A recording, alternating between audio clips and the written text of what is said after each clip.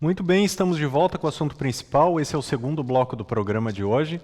No primeiro bloco eu mostrei que o mercado de fotografia, a tecnologia da fotografia está meio estagnada, certo? Então nesse bloco eu vou começar mostrando justamente alguma coisa que poderia tirar esse marasmo da tecnologia e talvez trazer possibilidades de lançamentos realmente importantes. Mas antes disso, quero lembrar vocês que perguntas podem ser enviadas pelo assunto principal@fotostv.com.br, ou você pode deixar comentários no YouTube se estiver vendo esse vídeo gravado, ou também participar do chat online durante a gravação do programa ao vivo, certo? Então, o primeiro assunto que eu tenho aqui para mostrar para vocês é justamente isso. Ó. É um lançamento da... Um lançamento não. Eu acabei fechando aqui sem querer. Já vou abrir.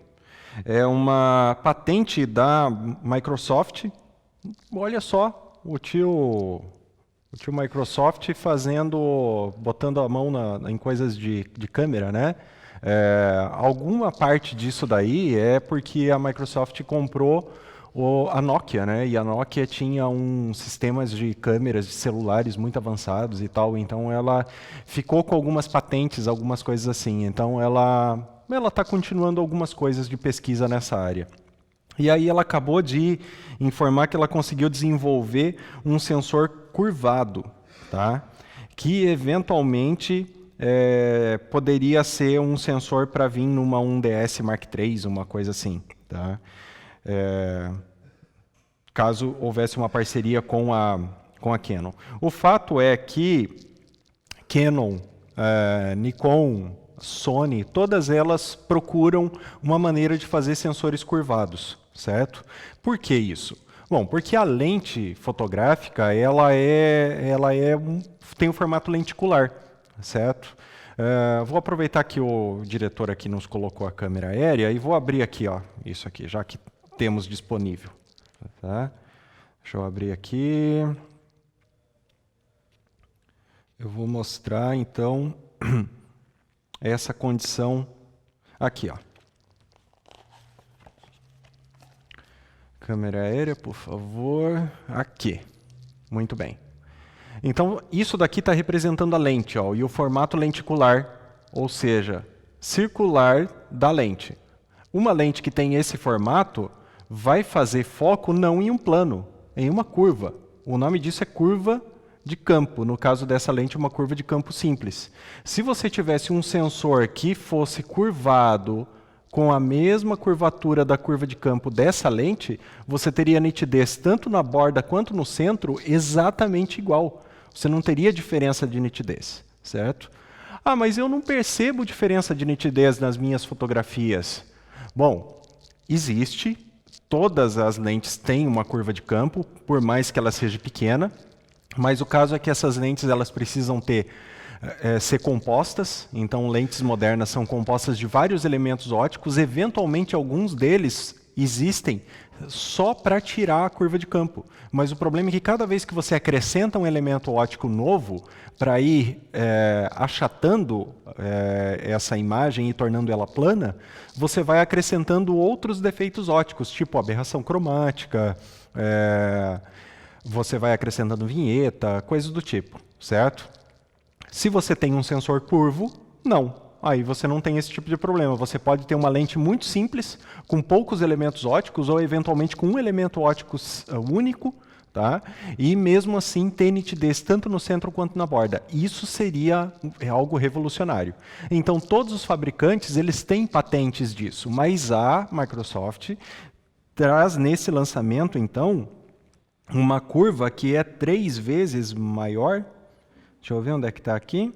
Está em algum lugar aqui, tá? É 3 vezes maior do que os outros sensores curvados que estavam aí sendo desenvolvidos pelas outras marcas, certo? E há uma briga dessas patentes de marca Tanto que não foi lançado ainda nenhuma câmera com um sensor realmente curvado, assim, significativamente curvado, porque existem brigas entre todos os fabricantes por patentes. Então, antes de ter lançamentos, tem que se resolver judicialmente algumas questões para saber quem que pode lançar, quem que não pode, quem que tem que pagar direito para um ou para outro. Mas o fato é que essa tecnologia tem um potencial para ser revolucionária, principalmente em câmeras de celular, tá? Porque em câmeras que você tem uma quantidade de lentes muito grande, câmeras com lente intercambiável ou câmeras com um zoom muito grande, tipo essas compactas e coisas assim, dificilmente você vai conseguir equilibrar a curva de campo de uma lente variável com o ângulo de curvatura ali do sensor. Agora, num celular, você pode ter uma lente simples. E daí colocar duas câmeras no celular, como a Apple está fazendo, no último iPhone que vem com duas câmeras, uma com uma lente, outra com outra.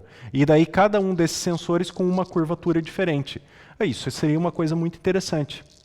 Ou câmeras com um sensor grande e uma curvatura tal que fique perfeita para uma nova linha de lentes, e não para as lentes que já existiam. Então, olha esse exemplo aqui, ó, que a Microsoft fez com esse protótipo, né? Percebam a nitidez que você tem na borda da imagem aqui, ó. Tá vendo a borda da imagem? Olha só, ela está extremamente nítida, certo? Esse outro ponto aqui está um pouquinho mais centralizado, ele tem uma nitidez um pouquinho inferior, mas ele não está exatamente no mesmo plano de foco, porque essa lente que foi usada aqui seria equivalente a uma lente 1.2, mais ou menos, ó, tá? Então, desenhada para uma lente 1.2. Uma lente 1.2 tem uma curva de campo gigantesca, porque a espessura do vidro para causar refração em 1.2 tem que ser enorme. Várias correções, vários problemas de aberração esférica, de aberração cromática em uma lente assim, né? Então, ela conseguiu fazer algo muito incrível com uma lente tão luminosa assim e um sensor curvado. Então, esse é o tipo de coisa que, eventualmente, quando estiver enraizado, quando estiver pronto para vir para o mercado, talvez cause alguma diferença e faça, eventualmente, você poder ter avanços significativos nas câmeras, e aí sim, eventualmente, vai valer a pena trocar de um sistema completo por outro, certo? Então, esse é o primeiro assunto de hoje, um assunto um pouquinho mais técnico. E agora, como de costume, vou mostrar algumas coisas criativas que eu andei vendo por aí. Tá? O nosso outro assunto de hoje é um fotógrafo aqui, ó. Deixa eu achar o nome dele. Adrian Picard. Da onde que ele é? Bom, não tem aqui de onde que ele é, mas eu acho que é americano. Tá? Depois tem que ler aqui a matéria completa aqui. Tá? E veja o vídeo também dele. O que esse cara fez? Ele pegou um drone e encheu de iluminação LED e colocou uns filtros de cor nesses LEDs e fez esse drone voar em volta de um cara descendo uma montanha com o downhill de mountain bike. E aí ele estava fotografando isso. Olha que incrível. Essa luz que está vindo azul ali, ó, é um drone que está iluminando. Tá? Depois assista o vídeo ali dele para dar views para o cara. Incrível esse trabalho dele. Aqui está a armação de LEDs que ele fez embaixo do drone. E aqui uma parte aqui.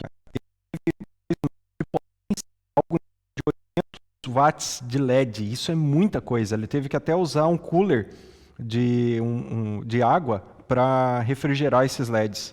Tá? Olha que incrível as fotografias que ele conseguiu. Tá? Então, um trabalho incrível, invejável, sensacional esse trabalho. Dá para fazer isso com um pouco menos de recurso, porque aqui é uma produção enorme, né? Eu imagino que sim, se você colocar um flash e disparar ele remotamente a partir de um LED, eu acho que qualquer Phantom 3, Phantom 4 deve conseguir içar um flash dedicado, tipo um SB900 ou da Canon 560, alguma coisa assim.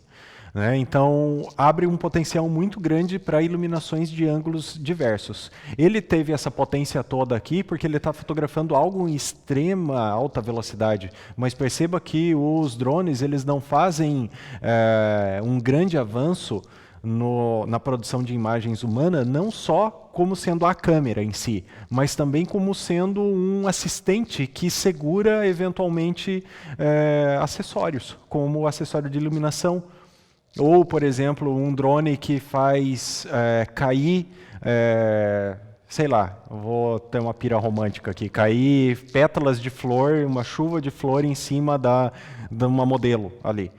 Pode ser um drone fazendo isso. Antigamente, tu teria que usar escada, andaime, fazer um monte de recursos complexos e que encarecem a produção. Se você tem um drone, ele faz esse tipo de coisa por ti. Então, um belo exemplo de uso criativo de um drone como um assistente de iluminação, certo? Outro assunto que eu tenho para mostrar para vocês também tem a ver com iluminação criativa.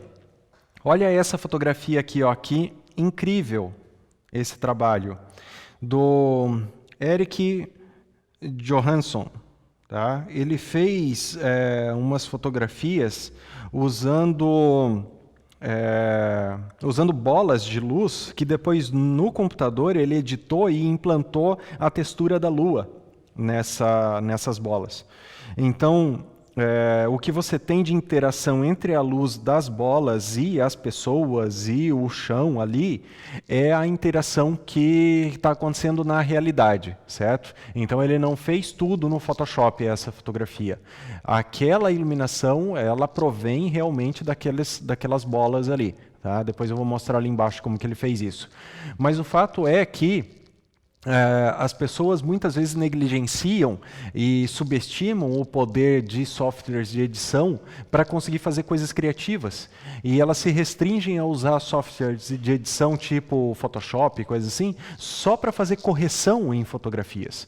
Quando, na verdade, um software desse ele é muito bem utilizado quando você se vale dele com criatividade para criar coisas fenomenais, como essas daqui, que é impossível você criar na câmera, certo? Então, muitas vezes, o meu discurso parece que eu sou contra a edição. E sempre que eu posso, eu me defendo em relação a isso.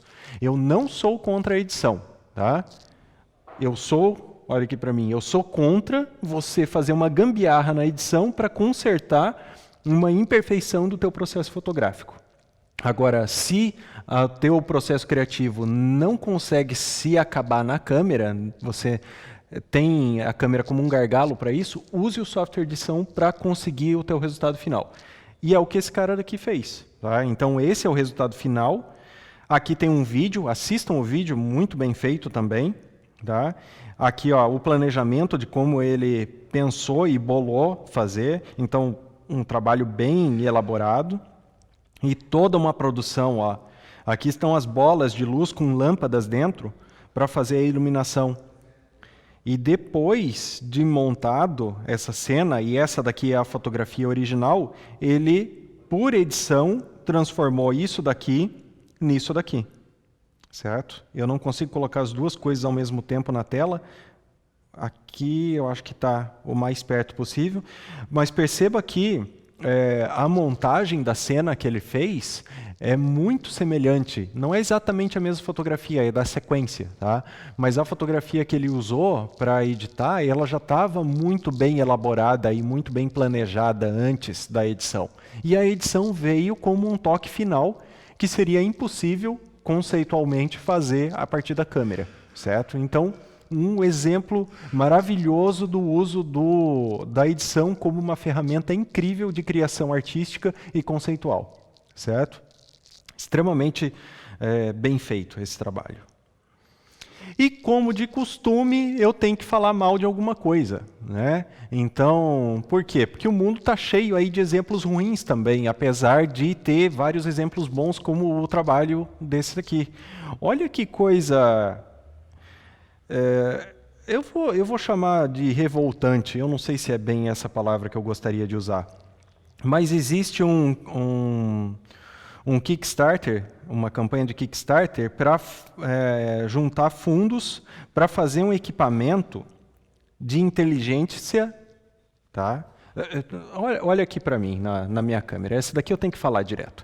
É um equipamento de inteligência artificial que vai controlar para você, artificialmente, ou seja, automaticamente, câmeras muito complexas, que a princípio estão dizendo que tu é incompetente e que tu não consegue controlar sozinho. Basicamente é isso que essa invenção está trazendo. Tá?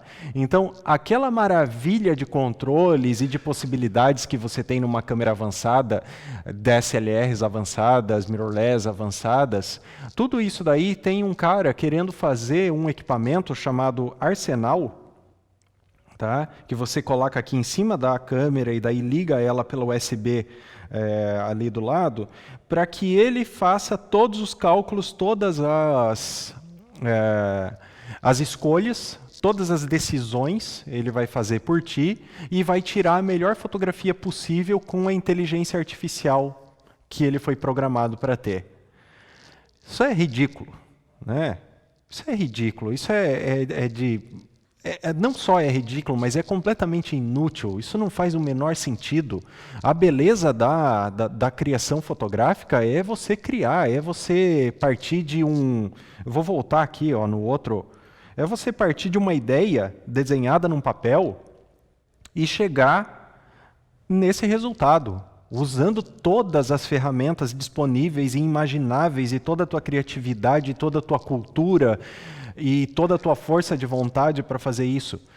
E estão querendo tirar isso de você. Estão querendo, já nas câmeras que tem modo automático, eles já tiram um pouquinho isso de você, né? Porque usar uma câmera no modo automático é ridículo, a menos que a câmera seja especificamente para ser usada em modo automático e para fazer aquelas fotografias que você só quer gravar a imagem, você não quer pensar em fazer a fotografia, você só quer gravar a imagem. Ok, usa o modo automático. Agora, quando você é fotógrafo que quer criar uma imagem, você jamais vai usar o modo automático. E aí estão tentando fazer um equipamento extra para te vender mais uma coisa ainda, para fazer com que você não precise pensar em absolutamente nada. É só ligar o equipamento e ele vai fazer tudo por você. Isso é ridículo. Tá? Eu espero, sinceramente, né, que isso, por ser uma Kickstarter, não venha a funcionar, não dê certo, que o cara não consiga o dinheiro e que nenhum fabricante que está aí tentando se segurar porque o mercado fotográfico está caindo, nenhum fabricante compre essa ideia desse cara e comece a implantar isso em câmeras fotográficas avançadas. Eu espero sinceramente que isso não aconteça, porque senão aí é o fim geral de tudo, né? Aí pode largar as câmeras em cima de um robozinho que tem inteligência artificial, deixa o robozinho sair fotografar e a gente vai deitar em alguma cama aí e ficar recebendo comida na veia e respirando por aparelho, né? É isso, tá? Então, fuja de modos automáticos e não dê ouvidos para esse tipo de coisa que querem tirar a tua liberdade criativa na fotografia, certo? Volto daqui a pouco com o último bloco, respondendo perguntas. Mande e-mail para assuntoprincipal@fotostv.com.br ou participe do chat online ao vivo, se estiver assistindo o programa ao vivo, ou mande perguntas ou comentários também pelo YouTube, ok? Daqui a pouco eu volto. E aí, gostaram do programa de hoje? Deixa um like, deixa um comentário no vídeo do YouTube. Não se esqueça de mandar e-mails com perguntas para assuntoprincipal@fotostv.com.br e, principalmente, se inscreve no canal da Fotos TV e aí você não vai perder nenhum programa Assunto Principal, nem os outros da programação aqui da Fotos TV. Beleza? Até o próximo. Tchau.